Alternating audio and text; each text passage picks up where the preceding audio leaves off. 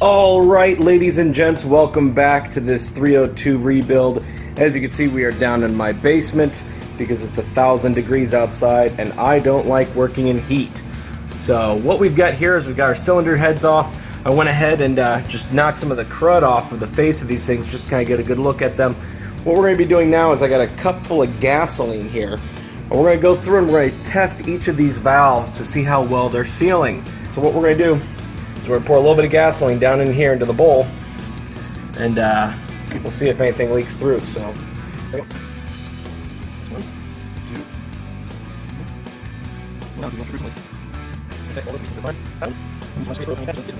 go. But as you can see, it actually looks like each of our valves are holding that gasoline back. So that's a good sign. Let's try this one over here.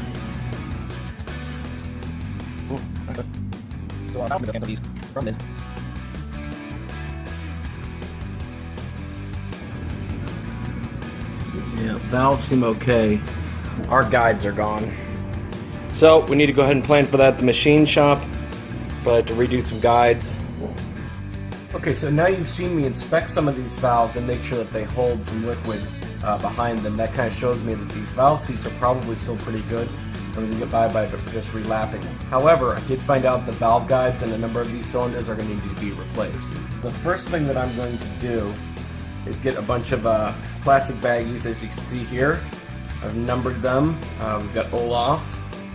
You know, all true mechanics use Olaf bags for their stuff. So we've got our number 1 cylinder here. These are already loose. I'm just going to start taking these apart and bagging them up.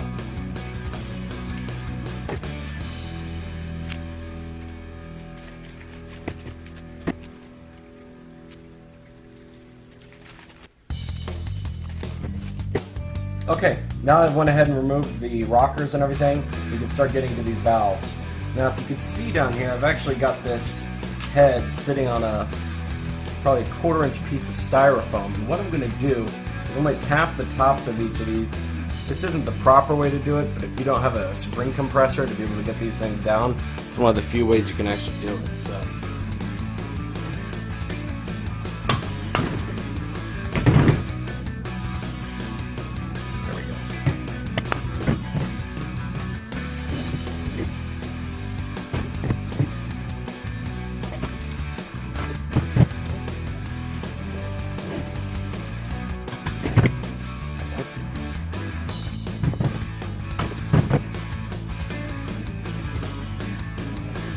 Now we can pull out each one of these valves.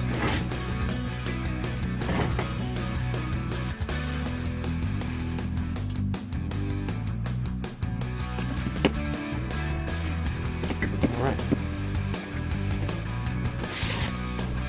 Okay, so what I want to do now is I want to clean a lot of this carbon out of these cylinders. It's got a lot of carbon not only here in the combustion chamber, but also down in these bowls where the valves meet up. And how I'm going to do that is with a Dremel with a brass wire brush. So we're just going to turn this on and go through here. And this will get rid of a lot of those that carbon buildup without hurting any of my seats.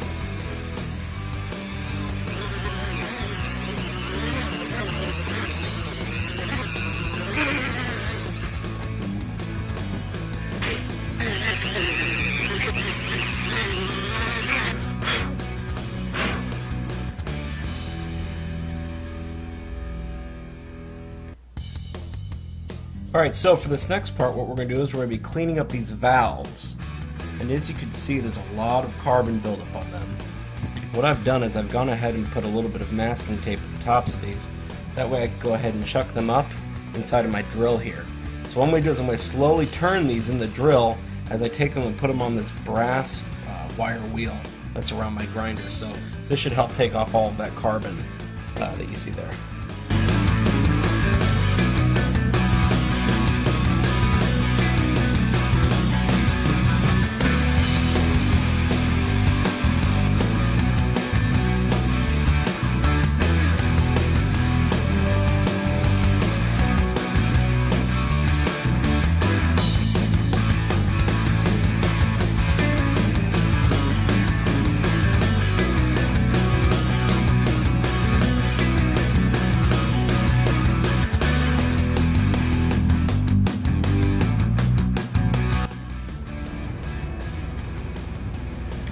Alright, and so for this final part, I'm going to show you guys how to lap these valves. Now, this valve right here has been lapped.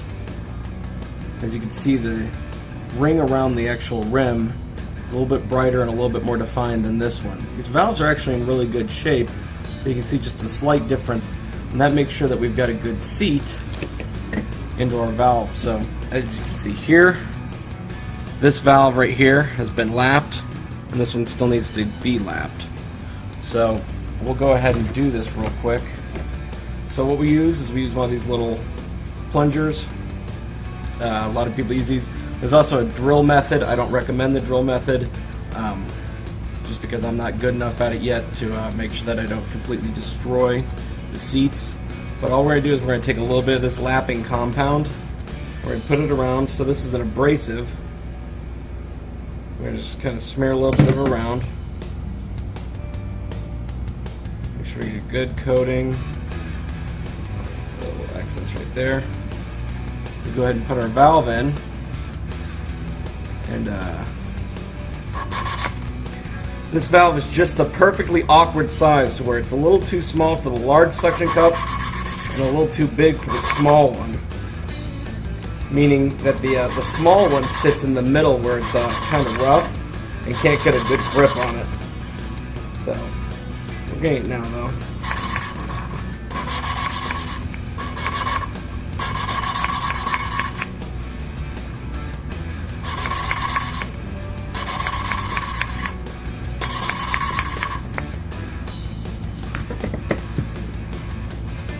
Alright, so we've lapped this valve in.